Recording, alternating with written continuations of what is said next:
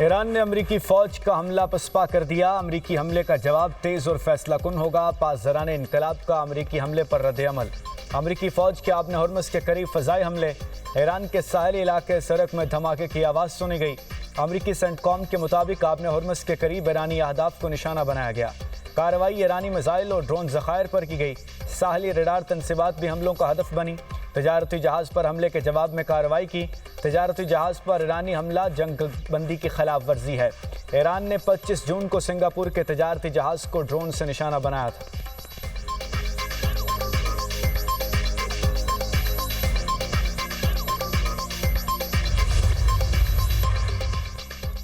نائب وزیر اعظم اسحاق ڈار سے ایرانی وزیر خارجہ عباس اراغچی کا رابطہ۔ دونوں وزراء خارجہ میں دو طرفہ تعلقات اور علاقائی صورتحال پر تبادلہ خیال۔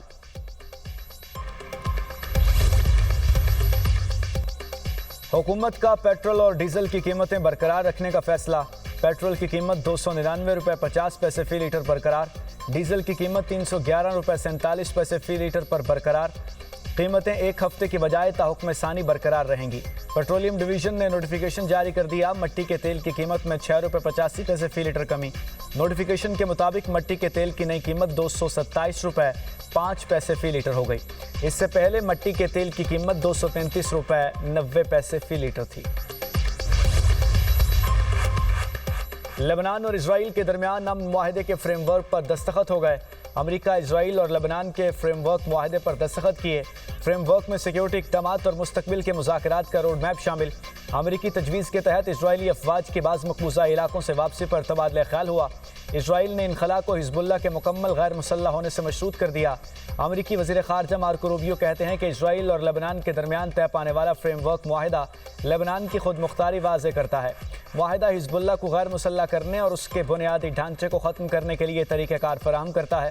معاہدے کے تحت اسرائیل اپنے شہریوں کو لاحق خطرات کے خاتمے کے بعد اپنی سرحدوں پر واپس جا سکے گا۔ لبنان کے لیے امریکہ کی سہولت کاری میں ایک 100 فریقی فوجی رابطہ گروپ بنایا جائے گا۔ لبنانی وزیر اعظم نے کہا کہ فریم ورک معاہدے کے تحت لبنان کی ذمہ داری ملک بھر میں ریاستی عملداری قائم کرنا ہے۔ فریم ورک معاہدے کا مقصد اسرائیلی افواج کا لبنان کے تمام علاقوں سے انخلا یقینی بنانا ہے۔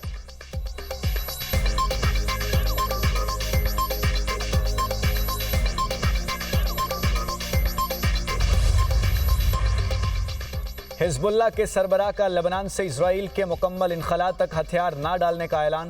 نعیم قاسم کا کہنا ہے کہ اسرائیلی جارحیت کا مقصد حزب اللہ کا خاتمہ تھا، لیکن وہ ناکام رہا۔ ہمارا صبر کمزوری نہیں، ایک سوچی سمجھی حکمت عملی کا حصہ ہے۔ ایران امریکہ معاہدہ واشنگٹن اور اسرائیل کی شکست کا باقاعدہ اعلان ہے۔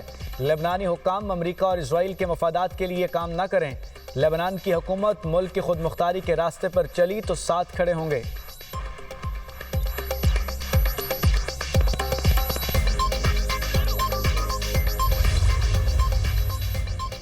آبنہ ہرمز میں تنازعات کی روک تھام کے لیے ایران اور امریکہ کے درمیان رابطہ چینل قائم۔ ایرانی ٹی وی کے مطابق رابطہ چینل سوئٹزرلینڈ مذاکرات کے اعلامیے کے تحت قائم کیا گیا۔ رابطہ چینل آبی گزرگاہ میں فوجی تنازع کا سبب بننے والے واقعات سے بچنے کے لیے قائم کیا گیا۔ اقدام کا مقصد اسلام آباد مفاہمتی یادداشت کے آرٹیکل 5 پر عمل درآمد یقینی بنانا ہے۔ ایران کے نائب وزیر خارجہ کاظم غریب آبادی کا کہنا ہے، آبنہ ہرمز میں محفوظ سفر کو مبہم انتظامات، متوازی راستوں یا ایسے فیصلوں کے تحت یقینی نہیں بنایا جا سکتا جن میں ساحلی ریاست کی حیثیت سے ایران کے کردار کو نظر انداز کیا جائے۔ اگر تہران کے ساتھ مناسب رابطہ نہ رکھا گیا تو متوازی بحری راستے معطل کر دیے جائیں گے۔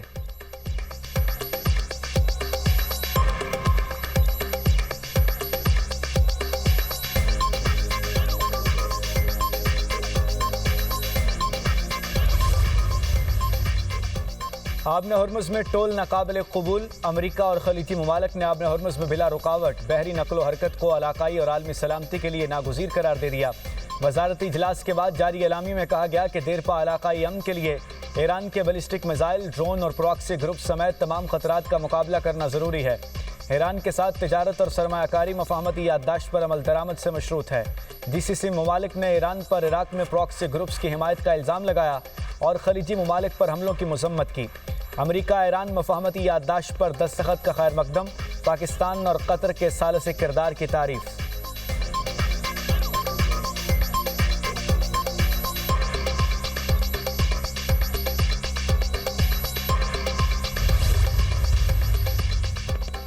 امریکہ اور خلیج تعاون کونسل کا اعلامیہ مسترد۔ ایرانی وزارت خارجہ کا کہنا ہے کہ اعلامیہ غیر ذمہ دارانہ اور اشتعال انگیز ہے۔ آبن ہرمز میں سلامتی مفاہمتی یادداشت کے مطابق یقینی بنائی جائے گی۔ خطے میں محاذ زراعی پر مبنی طرز عمل سے گریز کیا جائے۔ امریکہ کا خلیجی ممالک کی سلامتی کا ضامن ہونے کا دعویٰ فریب پر مبنی ہے۔ خطے میں امریکی فوج کی موجودگی عدم استحکام اور تقسیم کا باعث بنی ہے۔ خلیجی ممالک اپنی سرزمین ایران کے خلاف استعمال نہ ہونے دیں۔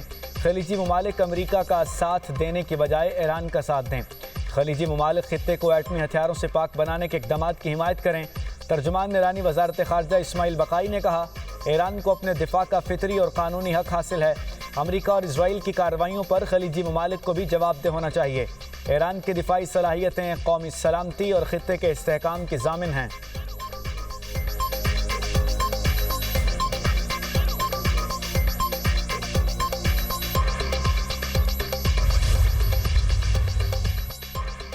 آبن ہرمز سے گزرنے والے بحری جہازوں کو رقم دینا پڑ سکتی ہے۔ عمان نے یورپی حکام کو آگاہ کر دیا۔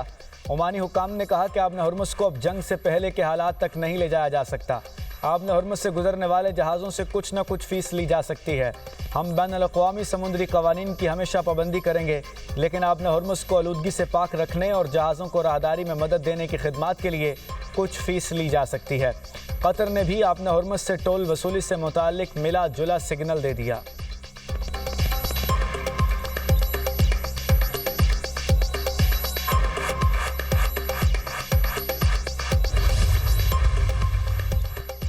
ایران نے آبن ہرمز سے گزرنے والے جہازوں پر 4 ڈرون حملے کیے۔ امریکی صدر کا دعویٰ، ٹرمپ نے ایرانی ڈرون حملے جنگ بندی معاہدے کی احمقانہ خلاف ورزی قرار دے دیے۔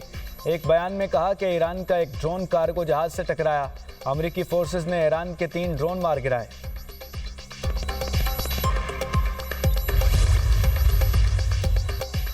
متحدہ عرب امارات اور ایران کے وزراء خارجہ کے درمیان ٹیلی فونک رابطہ، دونوں رہنماؤں کا علاقائی صورتحال اور حالیہ پیش رفت پر تبادلہ خیال۔ یو اے ای کے وزیر خارجہ نے کہا کہ جنگ بندی اور مفاہمت کی شرائط پر مکمل عمل درآمد ضروری ہے۔ ریاستوں کی خود مختاری اور ہمسائیگی کے اصولوں کا احترام کیا جائے۔ بین الاقوامی قانون کی مکمل پاسداری ناگزیر ہے۔ آبن ہرمز میں محفوظ اور آزاد جہاز رانی یقینی بنائی جائے۔ امریکہ ایران مذاکرات کے مثبت نتائج کی امید ہے۔ پائیدار امن اور علاقائی استحکام مذاکرات سے ہی ممکن ہے۔ سنجیدہ سفارتکاری اور ذمہ دارانہ مکالمہ بحرانوں کا بہترین حل ہے۔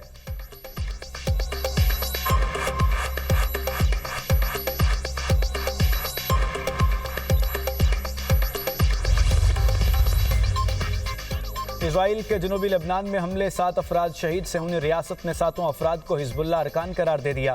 سیکیورٹی زون کے قریب ہتھیار منتقل کرنے کی کوشش کا دعویٰ۔ اسرائیلی فوج کے فضا سے پمفلٹ گرا کر عوام کو مختلف علاقے خالی کرنے کا حکم۔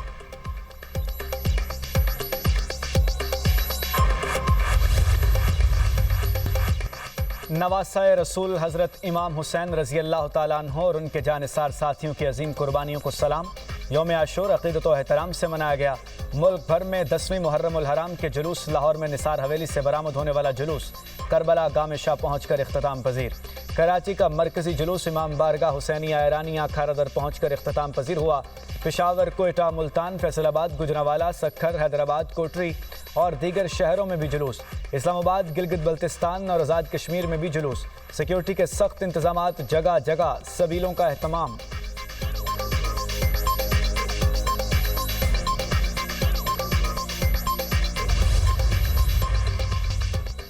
وزیر اعلیٰ مریم نواز کی ٹیم پنجاب کو شاباش۔ اس سال بھی محرم الحرام کا پرامن، باوقار اور منظم انعقاد ممکن ہوا۔ پوری ٹیم پنجاب کو دل کی گہرائیوں سے شاباش دیتی ہوں۔ وزراء، ایم پیز، ضلعی انتظامیہ، فورسز، ریسکیو اور دیگر اداروں کا کام قابل ستائش ہے۔ جھلسا دینے والی گرمی کے باوجود پنجاب پولیس کے جوان سڑکوں پر متحرک رہے، آزاداروں کو مکمل تحفظ فراہم کیا۔ شاباش، آپ ہمارا فخر ہیں، جیتے رہیے۔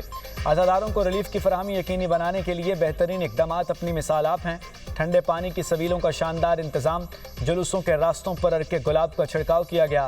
اسموک گنز کے ذریعے پانی کی پھوار نے لوگوں کو سکون فراہم کیا۔ ستھرا پنجاب کی ٹیموں نے صفائی ستھرائی کے مثالی انتظامات کو یقینی بنا کر ایک نیا معیار قائم کیا۔ تمام اداروں کا باہمی تعاون اور ٹیم ورک ہم سب کے لیے باعث فخر ہے۔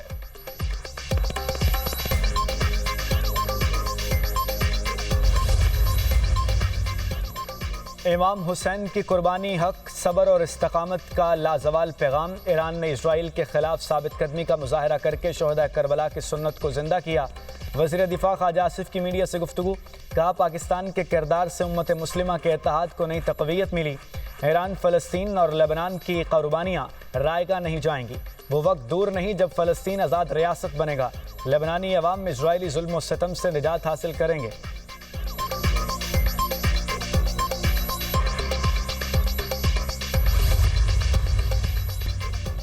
وزیر اعلیٰ خیبر پختونخوا سہیل افریدی کا پشاور میں یوم عاشور کے جلوس کا دورہ، انتظامات کا جائزہ لیا۔ میڈیا سے گفتگو میں کہا، ضلعی انتظامیہ اور پولیس کو بہترین انتظامات پر خراج تحسین پیش کرتا ہوں۔ عزاداروں نے سیکیورٹی کے بہترین انتظامات کو سراہا۔ واقعہ کربلا ظلم کے خلاف ڈٹ جانے کا درس دیتا ہے۔ اسلامی اقدار کے فروغ کے لیے کربلا کے پیغام کو اپنانا ہوگا۔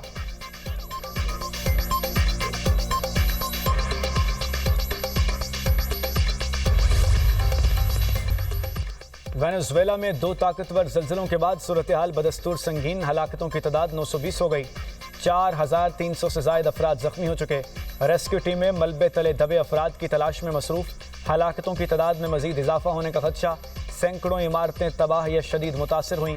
کراکس ایئرپورٹ زلزلے سے ہونے والے نقصانات کے باعث بند۔ دنیا بھر کے رہنماؤں کی وینزویلا کے عوام سے اظہار تعزیت، امداد دینے کا اعلان۔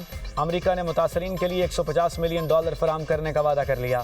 وینزویلا کے قائم مقام صدر کی متاثرہ علاقوں کا دورہ، ہنگامی حالات نافذ کرنے کا اعلان۔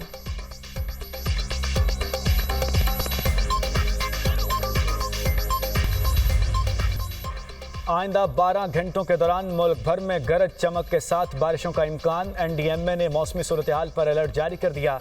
تیز ہواؤں سے کمزور انفراسٹرکچر اور سڑکوں پر پھسلن کا خطرہ، شہریوں کو احتیاطی تدابیر اختیار کرنے کی ہدایت۔ آزاد کشمیر کے اضلاع مظفر آباد، وادی نیلم اور میرپور میں گرج چمک کے ساتھ بارش کا امکان۔ سوابی شہر اور گرد و نواح میں موسلادھار بارش سے موسم خوشگوار ہو گیا۔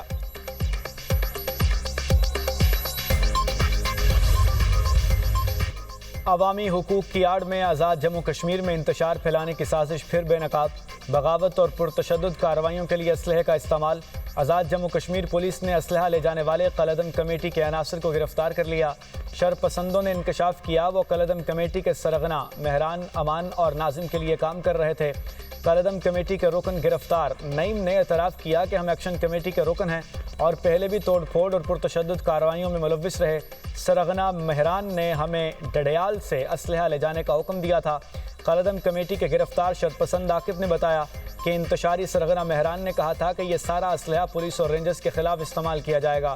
ہم آئندہ قلعدم عوامی ایکشن کمیٹی کے کسی بھی کام میں شامل نہیں ہوں گے۔ عوام سے اپیل ہے وہ بھی اس طرح کے کسی بھی کام میں ملوث نہ ہوں۔